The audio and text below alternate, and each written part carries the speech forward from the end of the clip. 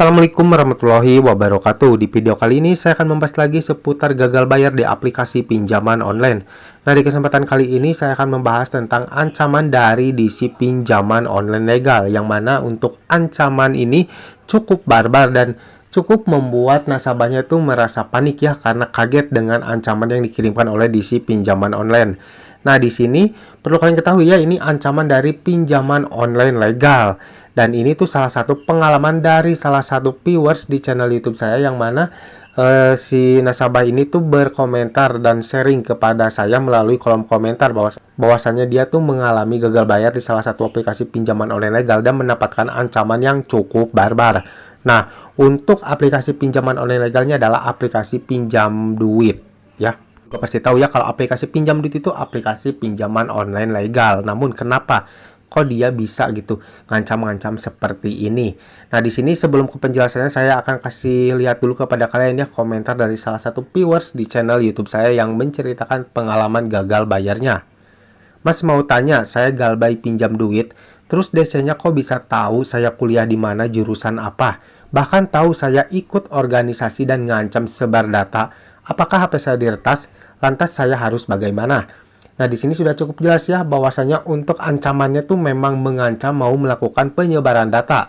Lalu bagaimana? Kenapa si DC tersebut itu bisa tahu nih si nasabah ini kuliah di mana, jurusan apa, dan ikut organisasi apa? Mereka tuh bisa tahu ya si DC-DC-nya. Nah, di sini kemungkinan ya si DC pinjaman online legal ini tuh melakukan hal-hal yang nakal, karena seperti yang kalian ketahui ya, untuk DC ataupun aplikasi pinjaman online legal itu dilarang untuk melakukan penyebaran data. Nah, kenapa nih si DC ini tuh mau melakukan sebar data dan mengancam si nasabahnya? Karena tidak dapat dipungkiri ya, akhir-akhir ini banyak DC dari pinjaman online legal yang nakal, yang bisa merubah akses aplikasi pinjaman online legalnya. Bagaimana itu? Jadi si DC-DC tersebut itu bisa merubah akses yang tadinya mungkin si aplikasi tersebut itu hanya mengakses lokasi saja, namun mereka itu bisa merubah menjadi atau bisa mengakses kayak akses kontak, galeri, dan lain-lainnya ya. Makanya dari itu si DC tersebut itu bisa tahu nomor siapa saja yang ada di ponsel kita dan foto-foto apa saja yang ada di ponsel kita ya, karena mereka sudah merubah akses izin aplikasinya.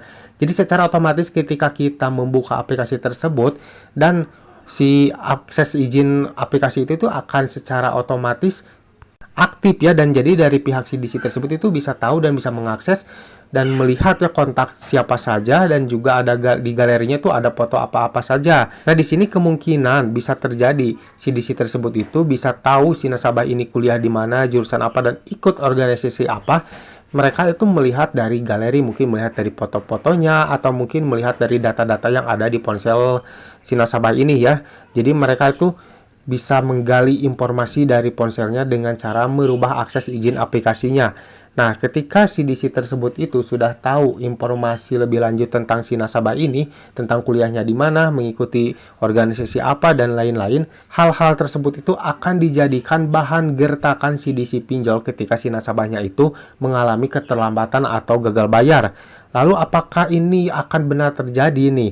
Si DC tersebut itu akan melakukan sebar data. Ini ada dua kemungkinan ya, kemungkinan terjadi yang memang akhir-akhir ini juga banyak sih DC dari pinjaman online legal itu yang nakal, yang melakukan sebar data yang menghubungi di luar nomor kontak darurat ya. Dan bisa jadi kemungkinan juga nih mereka menggali informasi tentang kalian itu hanya sekedar untuk bahan gertakan saja si nasabah tersebut ya. Dengan harapan dengan ancaman seperti ini mungkin si nasabah tersebut itu akan merasa panik dan cepat-cepat membayar tagihannya ketika mereka gertak dengan cara mengirimkan ancaman akan disebar data dan memberitahu bahwasanya mereka tuh sudah tahu si nasabah tersebut itu kuliah di mana, sekolah di mana, atau mungkin kerja di mana ya. Jadi seperti itu. Nah, untuk solusinya atau sebagai antisipasi agar kalian tidak terkena yang namanya penyebaran data, alangkah baiknya ketika kalian mengalami gagal bayar walaupun baru telat 1 hari, kalian segera reset handphone kalian. Kalau bisa kalian ganti nomor yang terdaftar di aplikasi pinjaman online legal tersebut. Dan yang paling penting adalah kalian hapus aplikasi pinjaman online tersebut ya. Jangan pernah kalian buka lagi agar si pinjol tersebut itu tidak bisa merubah akses izin aplikasinya ya. Jadi kalian lakukan reset HP kesetaraan pabrik, ganti nomor yang kalian daftarkan di aplikasi pinjaman online tersebut, dan kalian juga hapus aplikasi pinjaman online tersebut agar kalian itu bisa terhindar dari yang namanya penyebaran data. Walaupun belum tentu CDC tersebut itu akan melakukan penyebaran data ya, namun ini sebagai antisipasi saja. Takutnya ada di CDC yang tidak bertanggung jawab yang melakukan penyebaran data ketika kalian mengalami keterlambatan atau gagal bayar di aplikasi pinjaman online legal. Semoga sedikit informasi ini bisa bermanfaat buat kalian. Jangan lupa like dan juga share ke teman-teman kalian, dan tetap dukung channel ini agar semakin berkembang dengan cara klik subscribe di bawah. Sampai jumpa di video selanjutnya. Assalamualaikum warahmatullahi wabarakatuh.